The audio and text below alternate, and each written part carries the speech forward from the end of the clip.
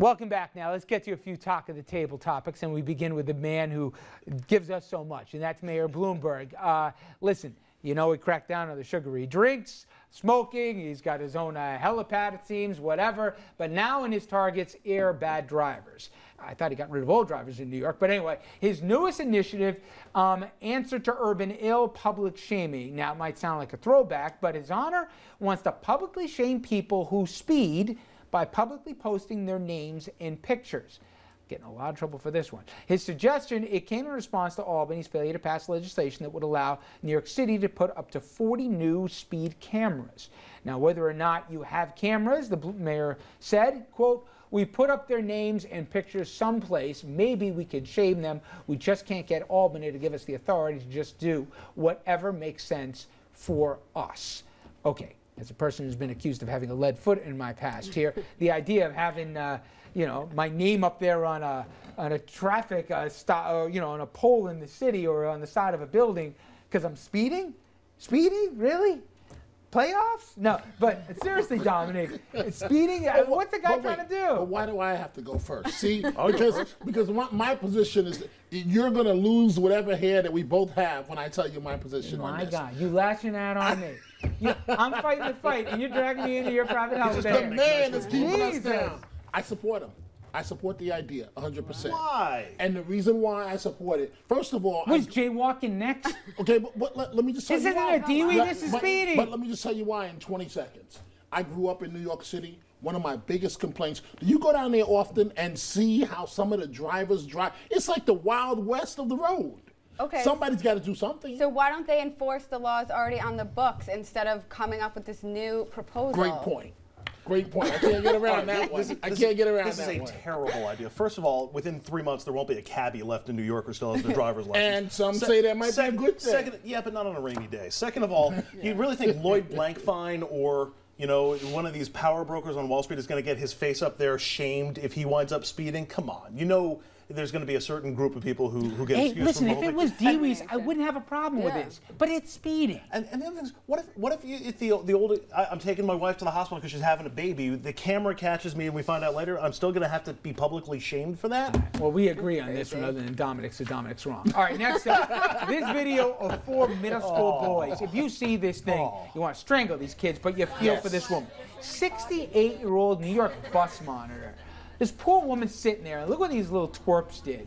And by the way, one of them recorded, the only reason we know this is one of the idiots recorded it on his own cell phone, then posted on YouTube. Captures a full 10 minutes. Profanity, insults, threats even. They made this woman cry, and it broke your heart if you listen to the extended version, which we're not going to even do. Now, the bullies even harped on the story that they heard about their son who committed suicide, making fun of that too.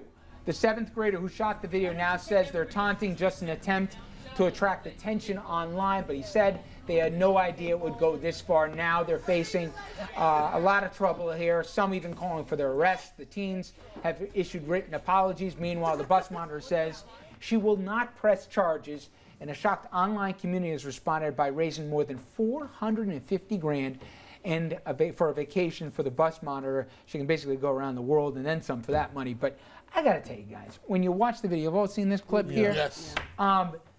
It breaks your heart. I mean, this is in a suburban community, so before whatever. I mean, you know, how somebody, now I saw one father say he was outraged by what his kid did.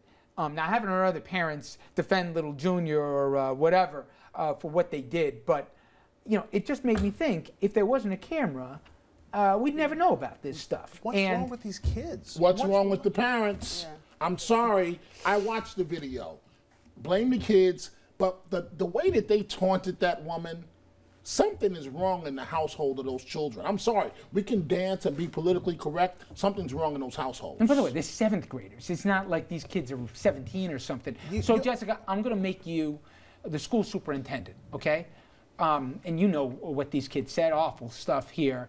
And one of them, in fact, you know, touched the bottom of her arm, making fun of how fat she was, using their words, right? So what would you do? Would you suspend them? The school year's over? What punishment would you have for these kids? It was disgusting. I mean, it was really hard to watch. And I would definitely suspend them, and I would require them to do multiple hours of sensitivity training and be out in the community helping people. But one of the things that really struck me about the video, which I watched, and then I saw a follow-up interview that she did afterwards, and on the video they're making fun of her purse, saying, "Where'd you get that bag at the grocery store? It's $5," and criticizing her and taunting her for being low income.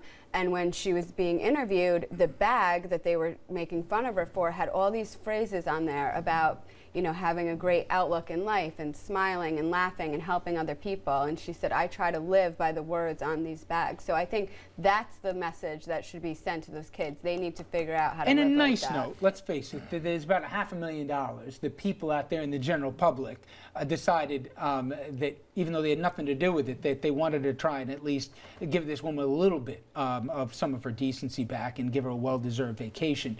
But I'm with you. I got another idea. If one of my kids did that, you know how horrified I would have been about the job I did as a parent, that a kid would say that. I got another to an idea adult. for these kids. Weren't you scared of adults when you guys were kids? Absolutely. Well, if you cursed at an adult on the school bus or on school property, you got suspended in my school district. But I would suspend the kids at the beginning of next school year. But also, you know what? The first month and a half you're back in school, you don't get to ride the bus to school anymore because you've shown that you can't handle that. So parents have to drive now every the parents have to drive the kids to school every day. I think the kids may learn that lesson during those drives. Richard, my daughter is 25, and if she was one of those kids involved, I swear she would lose her car for an entire year. I would be so embarrassed as a parent. I would literally hide under the table. I'm going to be real interested if all the other parents take the cue from that one dad who was horrified by what his kid said. We've seen too many defend unexcusable behavior.